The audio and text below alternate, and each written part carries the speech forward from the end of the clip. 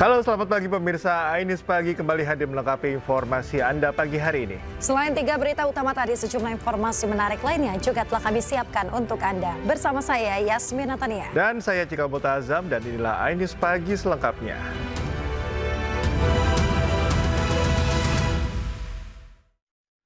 Pemirsa, diduga akibat korsleting listrik, 2 bangunan tempat usaha dan 1 rumah ludes terbakar di Medan, Sumatera Utara. Ramainya warga yang menonton kejadian tersebut membuat petugas sempat kesulitan memadamkan api. Tolong dibantuin lokasi di Pasar 3 Krakatau. Saat ini telah terjadi kebakaran di posisi di Jalan Pasar 3 Krakatau. Inilah detik-detik api melalap habis sejumlah bangunan semi permanen di Jalan Pasar 3 Medan, Sumatera Utara Minggu sore. Api pertama kali diduga dari warkop tempat berjualan mie Aceh dan ayam penyet. Banyaknya material yang mudah terbakar sehingga api dengan cepat merambat ke seluruh isi rumah dan menyambar bangunan tempat usaha di sebelahnya serta 1 unit rumah.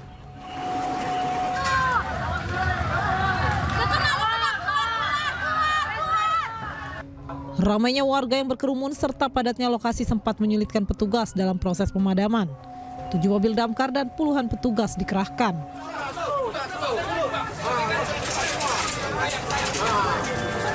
Melakukan operasi dan masuk ke dalam tahap pendinginan.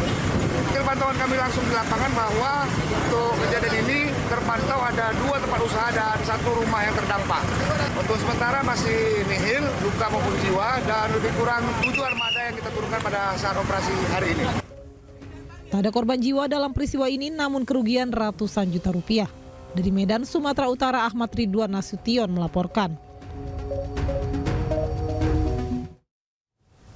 Pemirsa, rumah berlantai 2 di kawasan Kayu Manis, Matraman, Jakarta Timur ambruk.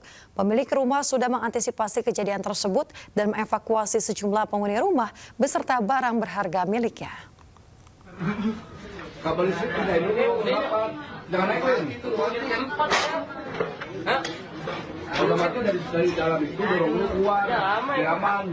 Beginilah rumah berlantai 2 di kawasan Kayu Manis, Matraman, Jakarta Timur yang ambruk. Pemilik rumah mengatakan ambruknya lantai 2 rumah miliknya terjadi pada dini hari tadi. Lantai 2 yang ambruk diduga akibat terdampak getaran proyek pembangunan LRT yang tak jauh dari lokasi rumah. Pondasi rumah yang tak kuat menahan beban akhirnya membuat lantai 2 rumah tersebut ambruk. Seperti apa nih Pak? Awalnya istilahnya ya mungkin dari pembangunan LRT di depan kena getaran istilahnya, lalu di atas ngangkat 1 liter U itu. Letter L ngangkat, itu malam saya naik ke atas belum, tapi saya udah antisipasi. Semua udah motor udah saya pinggirin, udah saya taruh pot, istilahnya karena ini bakalan rubuh. Saat ini pemilik rumah bersama petugas PPSU tengah melakukan pembersihan puing-puing sisa bangunan rumah. Dari Jakarta, Rio Manik, iNews melaporkan.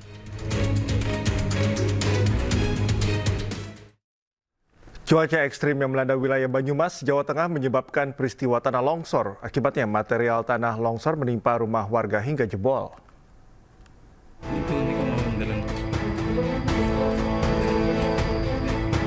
Rumah milik seorang warga Desa Pagiraji, Kecamatan Cilongok, Kabupaten Banyumas jebol usai tertimpa material tanah longsor akibat hujan deras yang melanda wilayah ini. Rumah ini mengalami jebol cukup parah pada bagian kamar dan dapur belakang rumah. Lokasi rumah yang berada di bawah tebing dengan kondisi tanah yang tergolong labil menyebabkan rumah tak dapat bertahan dari tekanan material longsor. Tidak ada korban jiwa dalam peristiwa ini karena pemilik rumah langsung menyelamatkan diri saat mendengar gemuruh. Posisi pas mau maghrib lah. Kondisinya rusak, nggak bisa di tempat ini? Iya rusak. Iya jendela, rupanya rusak. Terus sampai sudah ada bantuan belum? Belum lah, kemarin sore. Warga pun berharap segera diberikan bantuan karena khawatir potensi longsor susulan. Dari Banyumas, Jawa Tengah, Saladin Ayubi, iNews melaporkan. Pemirsa, Gunung Lewotobi laki-laki di Nusa Tenggara Timur kembali erupsi dengan tinggi kolom abu 1.100 meter dari mulut kawah gunung. Status gunung pada saat ini berada di level 3 atau siaga. Warga di sekitar gunung diimbau untuk waspada.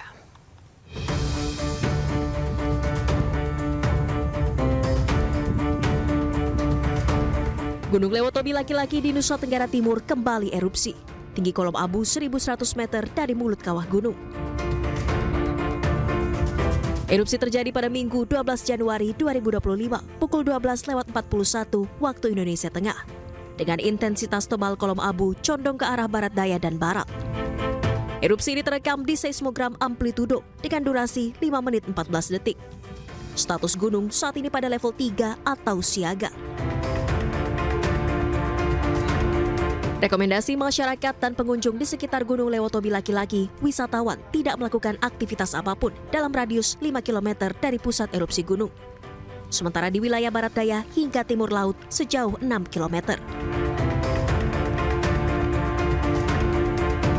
Selain itu, masyarakat di sekitar Gunung Lewotobi laki-laki diminta untuk waspada potensi banjir lahar hujan pada sungai-sungai yang berhulu di puncak gunung jika terjadi hujan dengan intensitas tinggi. Dari Flores Timur, Nusa Tenggara Timur, Joni Nura, iNews melaporkan.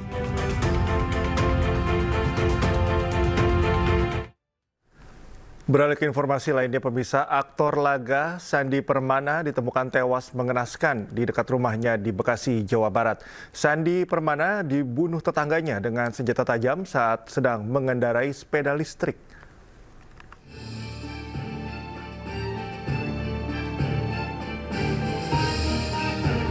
Aktor laga Sandi Permana yang dikenal dengan perannya sebagai Arya Soma di sinetron Misteri Gunung Merapi ditemukan tewas mengenaskan di dekat rumahnya di Bekasi, Jawa Barat. Korban dibunuh tetangganya saat sedang mengendarai sepeda listrik. Peristiwa bermula saat korban usai memberi makan ternaknya tak jauh dari rumahnya. Korban yang mengendarai sepeda listrik tiba-tiba dihampiri pelaku yang membawa senjata tajam. Pelaku kemudian menghujani korban dengan beberapa kali tikaman hingga korban tersungkur dan meninggal dunia.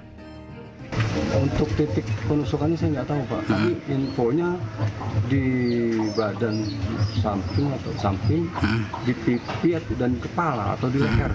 Oh, jadi ada di secara membabi buta ya? Iya. Ini terjadi setelah kembali dari tempat ternak itu ya? Ternak ayam itu. Polisi kini masih menyelidiki kasus pembunuhan ini dan belum membeberkan motif pembunuhan. Dari Bekasi, Jawa Barat, Didit Junaidi, iNews melaporkan. Pemirsa, aktor laga Sandi Permana tewas dianiaya tetangganya dengan senjata tajam di Bekasi, Jawa Barat.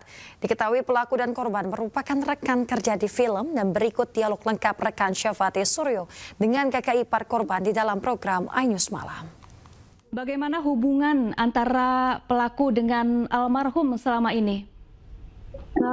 Pelaku itu sebenarnya itu orangnya nggak banyak bicara, nggak ada komunikasi sama kita gitu kan. Emang orangnya pendiam.